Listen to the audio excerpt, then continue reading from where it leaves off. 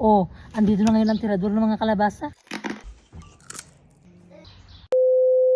G'day mga kabalanyos, hello from Australia. So for today's video, ang video natin maganda kay umaga pa lang nagkayod na ako mo. So pagkatapos niyan tita, nagbisita kami dun sa bahay ni Lola, kay andyan ngayong kapatid ni Uncle, nagbisita kami doon, na goodbye ba, kay paalis na sila. Baw! Pagkatapos mag-uwi na kami nasundan talaga namin itong natumba nga truck. Puno yan siya ng mga grains, no, galing siguro sa farm. Siguro na mali lang pag-ikot niya, tinasubrahan guro siya kabilis ba, kaya nagituwad ang kanyang yung kanyang hila-hila balahaw. So puno man yan ng mga mga crops. O tingnan nyo bala. So happy na ngayon yan ang mga doves, ang mga birds. Kaya maglapta-lapta naman yan dyan. So unfortunately, dako naman nga damage yun. Pero at least wala sang may nasaktan siguro. Hopefully, yung mga nasaktan lang doon, yung damdamin ng mga farmers, yung owners. No? Charot. Pero okay lang yun, kami mga insurances man yan sila. Ang importante, walang may nabalaian, walang may nasaktan ba, ganun. Oh. So pagdating namin ng bahay, gintira namin yung bulad na binigay ni tita kaninang umaga. Kaya nagpunta nga siya dito, nagbili siya sa akin ng mga prutas. Oh.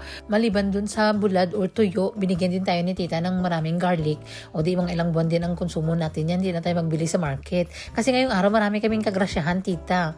So pagkatapos namin ng kain, napahinga lang kami ng konti, nagpunta na naman kami sa hospital. No? Dubaan muna kami sa tindahan, nagbili kami ng mga tugo ni Lola na yung mga paborito niya ng mga biskwit na ginasawsaw niya sa kape. Tapos nagbili din kami ng mga kisam-kisam namin, yung mga gat-gat namin sa daanan. Kay mga biyahe yata, mga 35 minutes man yan, no. So dito nalagay si Lola na hospital, tita, medyo malayo sa town namin kasi doon siya recovery naman lang yung kanya, tita. Tapos wala nang bakante dito sa big hospital ba. Only good for yung mga taong nangangailangan talaga ng emergency cases.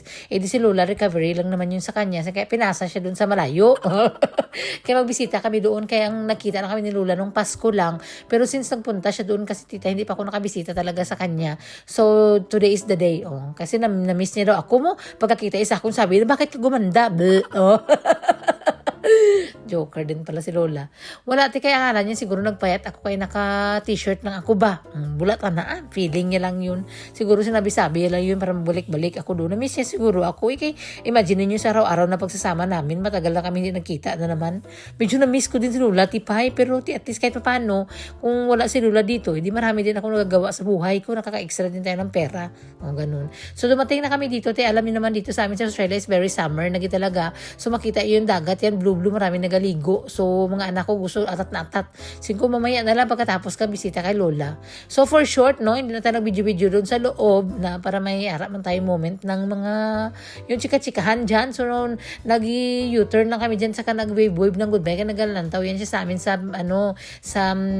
salamin. O, ang front ni Lola is dagat kaya maganda ang kanyang view. O, kahit na siya lang mag-isa doon sa kwarto niya, makita yung mga nagadaan-daan. Tapos yung mga naga-surfing. O, kasi ang front niya is dagat. O pagpa-uwi namin ayan ang mga view na naman. Maganda dito pag summer, ganit kay brown. Pagka on the way home na, tumawag na naman si tita. Sabi niya, nag-iwan ako ng mga regalo dyan sa mga bata sa front door nyo. Huwag niyong kalimutan. Si Loy naman ng nanay. Check ko muna. Kaya mga anak ko, tita, parang nalulunod na sa mga chocolate. Pero may chocolate na naman kasi dito sa amin talaga pag may mga ganitong mga okasyon, mga holidays, ganyan, any celebrations, mga chocolate lagi ang mga ginapang regalo. O kundi napupurga na kami sa mga chocolate dito, kaya ginapang tago ko yan, te. Kaya para naman yan sa sunod natin ng mga box ba.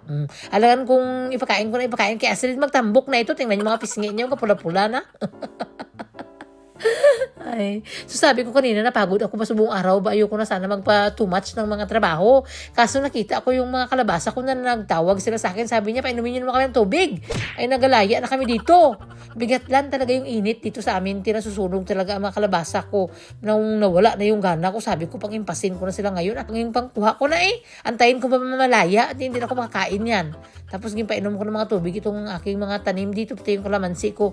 Halati nagatubo na siya talaga, nagalabas na yung kanyang mga tunok-tunok. Bongga. So bukas, Tuesday, magmunggo tayo or maglaswa. Basta inano lang dyan.